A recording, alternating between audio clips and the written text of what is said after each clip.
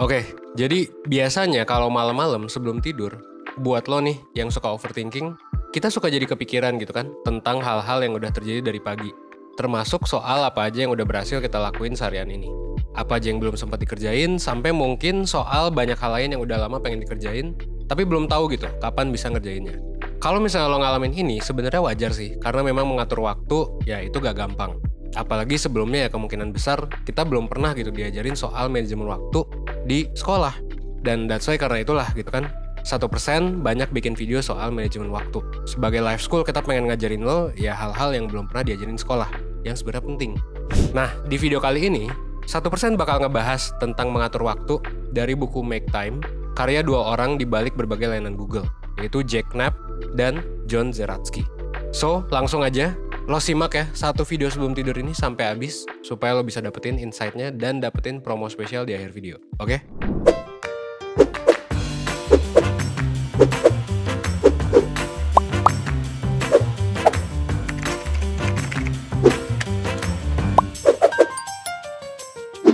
Mungkin sebelum ini lo udah pernah baca atau nonton video lain tentang taktik manajemen waktu gitu. Tapi entah kenapa nggak berhasil prakteknya. Sebenarnya kalau misalnya iya, bisa jadi itu karena taktik mengatur waktu yang diajarin memang mungkin nggak pas buat lo. Nah karena itu di video ini gue milih soal bahas manajemen waktu dari sudut pandang buku Make Time. Yang beda banget sebenarnya sama pembahasan-pembahasan yang lain. Kenapa? Karena di sini ditekankan banget pada prinsip dasar dalam mengatur waktu. Fundamentalnya dulu sebelum ngasih saran tentang taktiknya. Mau kayak gimana? Nah di buku ini, prinsip dasar mengatur waktu itu dibagi jadi 4 langkah yang mendasari sebanyak 87 saran cara mengatur waktu. Banyak banget kan? Makanya dengan menguasai konsep dasar ini, kemungkinan lo bakal lebih mudah buat praktekin taktiknya nanti. Atau lo bisa menemukan taktik yang cocok buat lo. Nah tapi sebelum masuk ke prinsip dasar tadi, gue mau bahas dulu soal kenapa sih kita bisa ngerasa kehidupan sehari-hari kita itu sibuk gitu dan chaos banget. Sampai-sampai akhirnya susah buat kita ngatur waktu. Jadi, kalau menurut buku ini, di abad 21, hidup itu bisa jadi chaos atau sibuk banget gara-gara ya waktu kita habis buat dua hal. Pertama, busy bandwagon, dan yang kedua, infinity pools. Busy bandwagon ini adalah sebuah mindset, atau bisa juga dibilang budaya, yang nekenin kalau kita tuh harus selalu sibuk dan produktif setiap menit, kalau kita mau sukses di masyarakat. Kalau menurut mindset ini, sekalinya kita malas-malasan dikit aja, kita bakal langsung ketinggalan sama orang lain. Akhirnya gimana? Akhirnya ya kita selalu berusaha buat produktif, buat nyari kesibukan meskipun mungkin sebenarnya nggak perlu gitu. Nah selain busy bandwagon, hidup kita juga jadi chaos gara-gara infinity pools atau distraksi yang berkelanjutan gitu. Nggak selesai-selesai, berupa kesenangan instan yang memang nggak habis-habis, kayak YouTube gitu ya, yang lo tonton sekarang basically, Instagram, Netflix, berita-berita di Twitter, dan lain sebagainya. Biasanya kita pakai infinity pools ini buat istirahat dari busy bandwagon tadi. Jadi kayak, kalau misalnya lo ngerasain dua-duanya, bisa jadi ini jadi lingkaran setan. Tapi pernah gak sih pas lo lagi scroll ya Instagram misalnya berjam-jam di tengah kesibukan, lo sadar gitu kan, kalau misalnya lo lama-lama udah gak terlalu nikmatin itu, dan lo simply nge-scroll IG, karena ya otak lo udah terbiasa ngelihat IG sebagai tempat buat refreshing atau istirahat. Meskipun ujung-ujungnya lo gak bener-bener istirahat juga gitu, dan malah ngabisin waktu banyak doang. Dan setelah lo scrolling, lalu lo merasa bersalah, setelah merasa bersalah, lo jadi balik lagi kerja sampai lo capek. Dan akhirnya buang-buang waktu aja gitu, di IG lagi berjam-jam buat refreshing lagi dalam tanda kutip, balik kerja lagi gitu-gitu aja terus gitu. Kalau misalnya lo mengalami ini, sebenarnya ya tenang aja gitu. Sebenarnya lo bisa banget kok untuk keluar dari siklus itu, dari lingkaran setan itu supaya lo nggak lagi sibuk terus-terusan. Supaya lo nggak gampang ke distraksi, atau supaya lo nggak nge-scroll sosmed secara autopilot sampai berjam-jam. Nah buat ngelakuin ini sebenarnya ada 4 langkah yang perlu lo lakuin. Pertama adalah highlight, kedua laser, ketiga energize, dan keempat reflect. Keempat langkah ini sebenarnya bisa sequential gitu ya, atau dilakukan bertahap. Atau bisa juga sirkuler, alias setelah ngelakuin tahap terakhir, balik lagi ke tahap pertama. Nah, gue langsung bahas satu-satu ya. Jadi pertama, yang dimaksud dengan highlight adalah lo milih satu hal utama yang pengen lo prioritasin di pagi hari. Nah, jadi kalau menurut buku ini ada 3 hal yang bisa lo pilih buat jadiin highlight, buat jadiin fokus. Pertama adalah hal yang penting, gitu ya. Lo bisa tanya sih ke diri lo sendiri, yang penting buat gue hari ini apa sih? Yang bikin gue ngerasa kayak, oke, gue udah ngelaksanain kewajiban gue. Nah, itu bisa lo tanya ke diri lo sendiri ya, dan bisa lo jawab.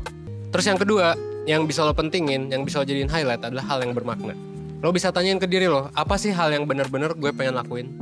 Dan bikin gue ngerasa puas gitu, meskipun gak wajib gitu gue lakuin. Nah, itu bisa lo tanyain dan lo jawab ya. Yang ketiga, nah lo bisa fokus ke hal yang lo seneng ngelakuinnya. Kalau udah nemu, lo bisa pilih dan tulis salah satu dari ketiga hal itu, terus susun deh jadwal lo berdasarkan prioritas tadi. Kalau di 1%, biasanya lo bisa dibantu ngelakuin hal ini lewat ya worksheet priority scheduling. Lo bisa lihat ya di layar yang bisa lo dapetin lewat layanan konsultasi sama mentor gitu. Nah, kalau lo udah milih highlight, lo bisa mulai ngelakuin langkah selanjutnya, yaitu laser. Di langkah ini lo disarankan buat benar-benar fokus di masa kini dan ngerjain apa yang lo udah tentuin. Jadi kayak lo nggak fokus terlalu banyak ke masa depan, nggak fokus ke masa lalu tentang kegagalan lo, tapi lebih ke oke, gue fokus ke sekarang gitu, gue bisa ngerjain apa tanpa terdistraksi dan tanpa ya nyorot hal-hal lain yang gak penting-penting amat. Jadi kayak lampu laser gitu lah, yang fokus nyorot di satu target dan bukan target yang lain. Salah satu cara lo bisa ngelakuin ini adalah dengan taktik ngejauhin gadget pas kerja. Supaya apa? Supaya lo bisa benar-benar fokus sama kerjaan. Nah, tadi udah 2 ya, highlight sama laser. Selain highlight sama laser, lo juga perlu memenuhi langkah selanjutnya yang namanya adalah energize. Atau gimana caranya ngasih energi buat tubuh lo supaya lo bisa fokus dalam jangka waktu panjang. Nah, gimana caranya ya? Tentunya dengan pola hidup yang baik, dengan mengurus dan memenuhi kebutuhan tubuh lo. Kayak misalnya workout gitu ya, aktif bergerak, tidur yang cukup dan berkualitas, makan makanan yang sehat, dan lain sebagainya. Ini pola hidup ini tuh penting gitu, meskipun jarang kepikiran, tapi ngelakuin hal-hal ini tuh ya kalau misalnya nggak dilakuin, lo nggak bakal punya energi yang baik gitu. Dan lo juga nggak bisa ngelakuin apa yang udah direncanain kalau misalnya lo nggak punya pola hidup yang baik. Biasanya ketika gue mentoring pun, gue akan nanya sih, gimana tidur lu? Karena kalau misalnya tidurnya berantakan, bisa jadi orang akan lebih mudah overthinking. Nah, kayak gitu ya. Nah, itu udah 3. Langkah yang terakhir apa? Langkah yang terakhir adalah reflect, teman-teman. Jadi, tiap malam sebaiknya lo sisihin seenggaknya 10 menit gitu ya, buat refleksiin kira-kira lo tuh udah ngelakuin apa aja sih hari ini gitu. Cara manajemen waktu apa yang udah lo coba, supaya lo bisa pertahanin, modifikasi, atau ubah sesuai dengan hasil yang didapetin. Dari sini, lo jadi bisa kebantu buat nentuin taktik manajemen waktu yang mana yang paling pas buat lo. Intinya, lo bisa coba pilih dan praktekin satu taktik, refleksiin, evaluasi, dan ulang lagi prosesnya. Sampai saat ini, sebenarnya kita bisa nyimpulin sih kalau prinsip manajemen waktu yang dijelasin di buku ini, di buku Make Time, sebenarnya didesain buat ngebantu lo menyediakan lebih banyak waktu yang penting buat lo, gitu, yang emang beneran penting.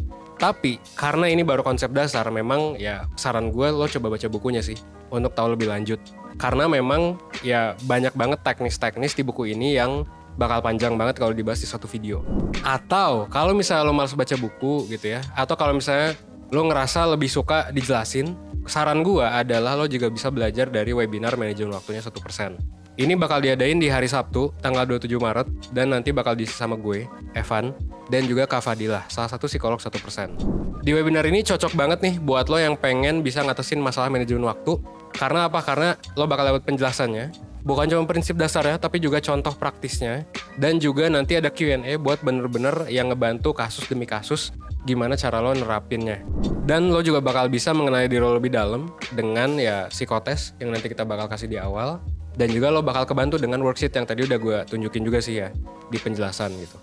Dan habis itu ya sebenarnya lo bisa masuk ke grup komunitas, diskusi lebih lanjut ya, dan semua ini lo bisa dapetin dengan harga yang tertera di layar. Dan khusus buat lo yang udah nonton sampai sini, lo bisa dapetin potongan harga. Nah, ada diskon ya, jadi jangan lupa dipakai diskonnya. Ada kode promo yang kalau lo tertarik langsung aja klik link di description biar lo bisa dapet diskonnya dan gak kehabisan. Sekian dari gue. Akhir kata gue mau ngingetin kalau misalnya manajemen waktu itu bisa dipelajari dari tips buku, webinar, ataupun video. Tapi mengutip John Zeratsky dalam sebuah wawancara, ya hidup lo gak bakal jadi sempurna cuman dengan baca buku dan ikutin tips-tipsnya. Lo juga perlu eksperimen, lo juga perlu explore, dan lo juga mungkin perlu nemuin sendiri cara yang paling baik buat lo. Oke? Akhir kata gue Evan dari 1%, thanks, dan gue tunggu lo di webinar 1%. Oke?